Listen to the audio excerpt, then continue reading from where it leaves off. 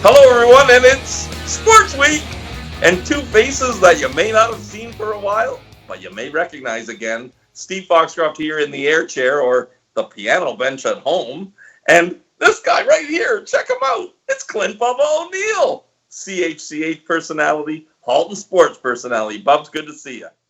It's great to be back together again, and after all the years that we had met every Wednesday or Thursday night putting together or talking Halton Sports, and an opportunity to do it again, just a wonderful thing. But before let's get to it, because let's go to the rinks, Bubs. And this is one, I wasn't even there with you for this one. So who knows? My dad was probably making me work overtime that day or something. But Paul Morgan was with you, and it was Nelson winning a hockey. I'll let you set it up more because you were the one that was there.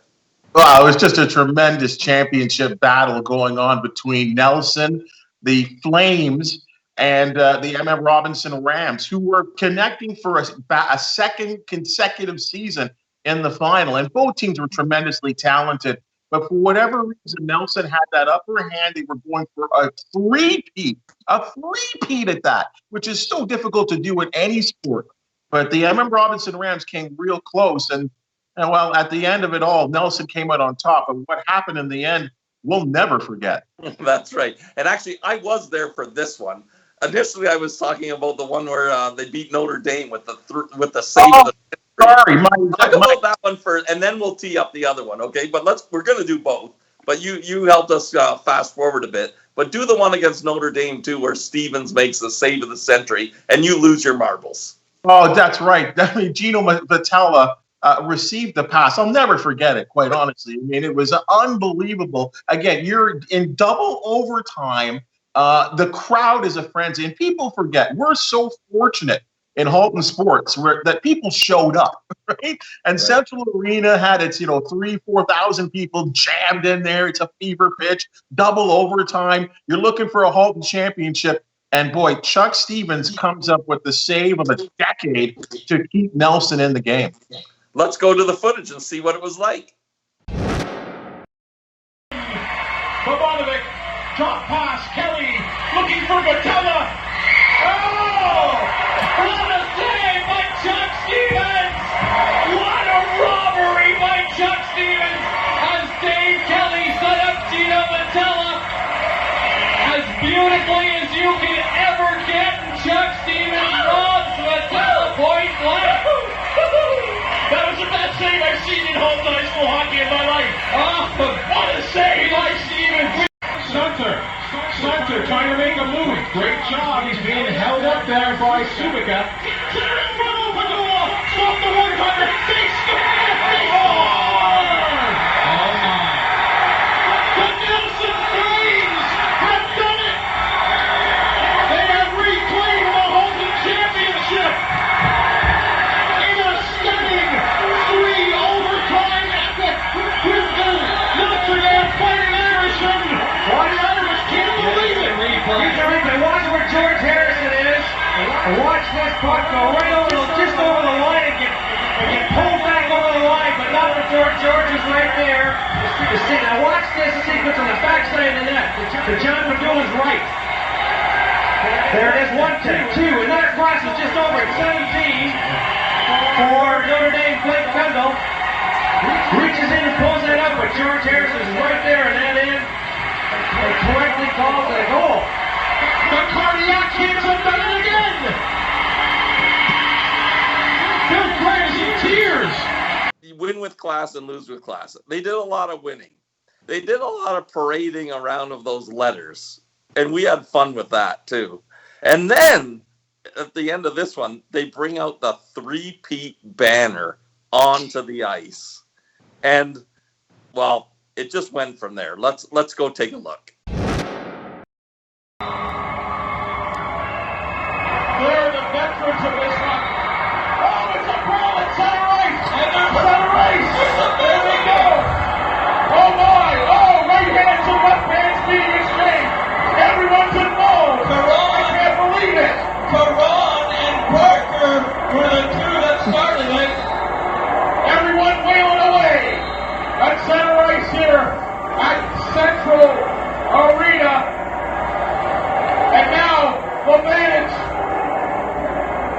can't be controlled. No one can be controlled. Well, again, you lost your mind, Bubs. A brawl erupts. Well, you were equally the participant in losing your mind. You were holding me back. You were. You wanted to go on the ice. It was crazy. Like, unbelievable. Like, just everything. We're just like sitting there minding our own business. And then you go, a brawl.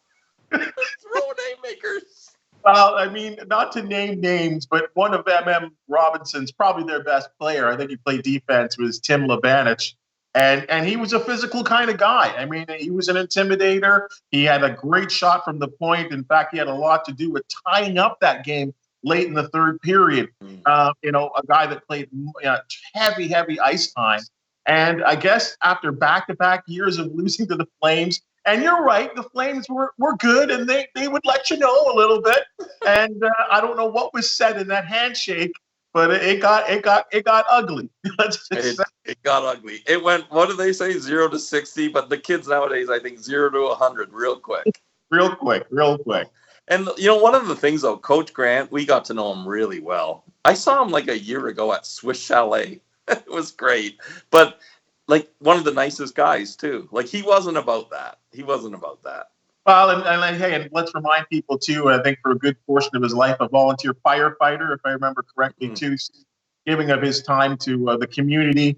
As you said, great personality.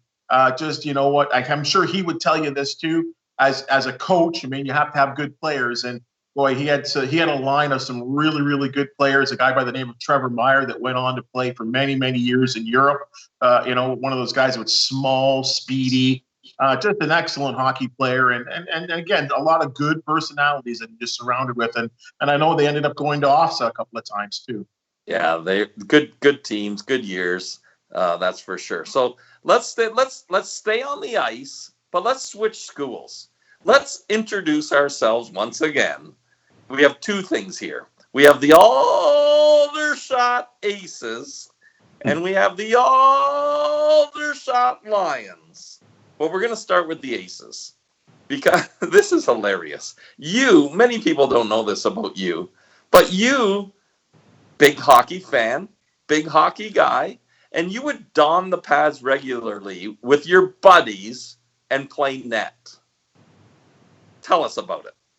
Well, I was never a great skater, but I wanted to play. And of course, as many of us in this country, in the wintertime or in the fall time, maybe even the spring, you spend many hours as a child playing road hockey.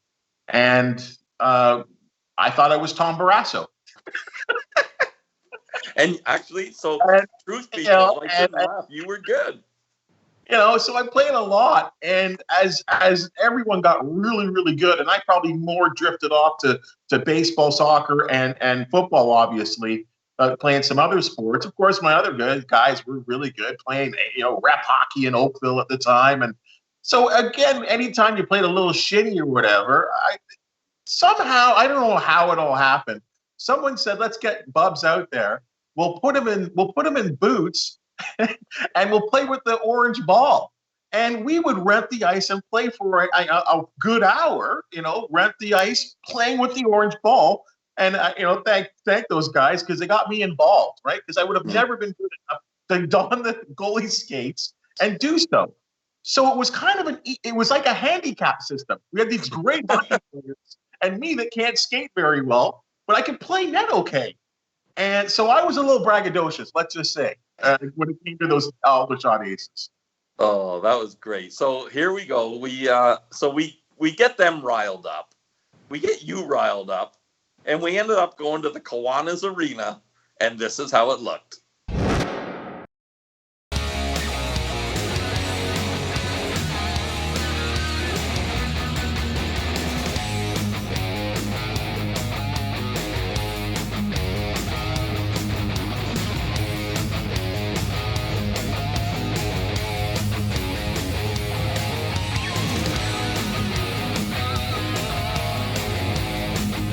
Big guy. He comes in. Oh, and he had Clint beat, but he couldn't get it by him.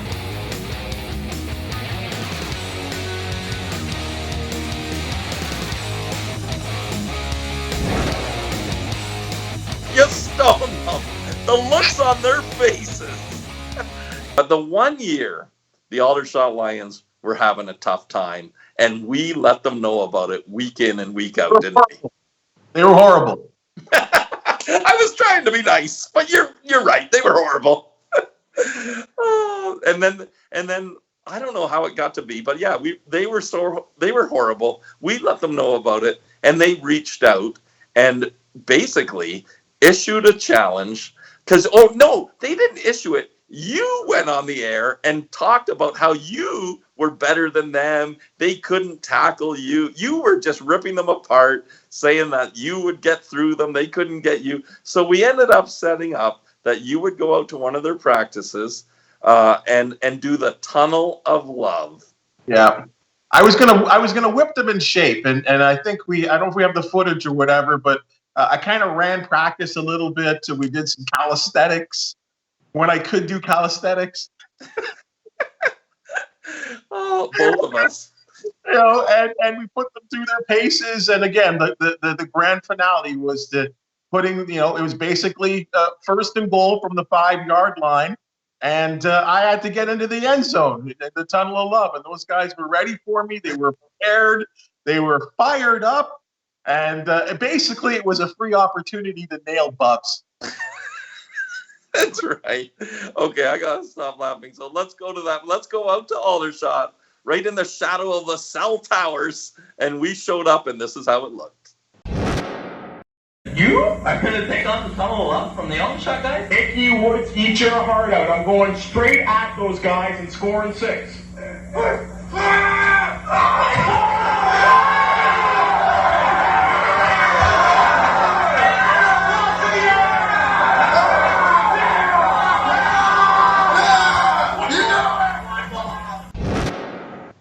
Bubs, the only guys that didn't take a lick on you there, and I think they were annoyed, was the center and the quarterback. I think if you review the tape, I think I got a 5-yard carry there. I thought I got in the end zone. And we actually saw that too, where a guy like J.J. Hope, one of the better quarterbacks we've ever seen, he went on to Colgate, and a guy by the name of Chris McLean steps in and wins that 3rd championship with an incredible game over M.M. Robinson. Maybe we can show the viz over what we're talking about here. Just a tremendous game that went down to the final minute, and those guys, Campanaro and Stipe and the Haru brothers, good teams. Right side of the field from the shotgun. McLean throwing to the end zone. Touchdown! Marcel Bassett! Touchdown! Holy moly! 53 seconds remaining. This place has gone on fire. Here we are again. McLean gets set. Bassett shakes loose deep in the end zone. Touchdown, Crusaders. Okay, so we're going to end this week with best ever play in Halton sports.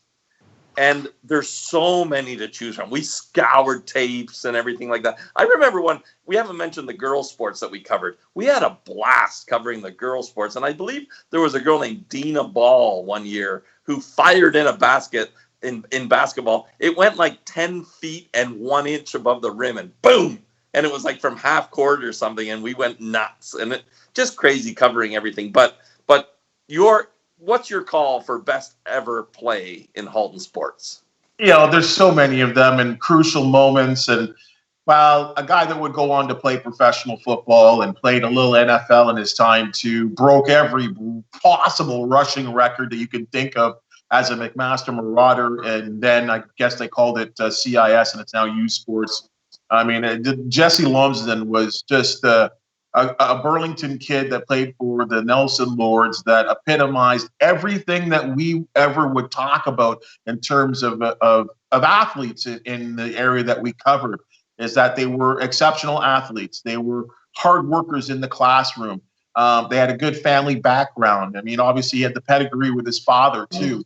But Jesse Lumsden was, when I think about just guys that stick in my head as wonderful kids, you couldn't help but cheer for them.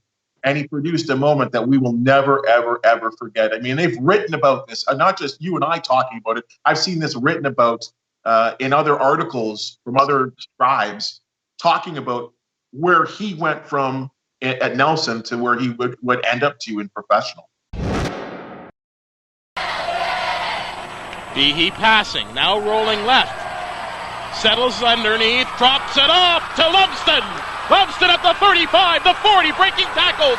He's at midfield. Lumsden, look at him go. Lumsden, Lumsden, Lumsden, Lumsden. Lumsden will be brought down inside the 5-yard line. Flags are on the plate. Another flag is thrown. How can that ever be topped? It was great, Bubs. Well, and remember, too, this was the Halton representative now in the Metro Bowl, playing at the Sky Dome. You could not have a bigger sort of picture for something like that to happen. Fourth quarter, late second, just an amazing moment. You heard it, you saw it. It was nuts. Big stage, big performers perform on the big stage. And we always say, if you can win in Halton, you can win in Southern Ontario, you can win anywhere in the world. And with that, we've run out of time. I can't believe it. It flies by, but we'll be back next week. You good with that? Sure. Let's do this again. This is fantastic. So for Clint Bubba O'Neill, our director, Brad Scott, I'm Steve Foxcroft. Have a sporting week, everyone. COVID-19 style. See you next time.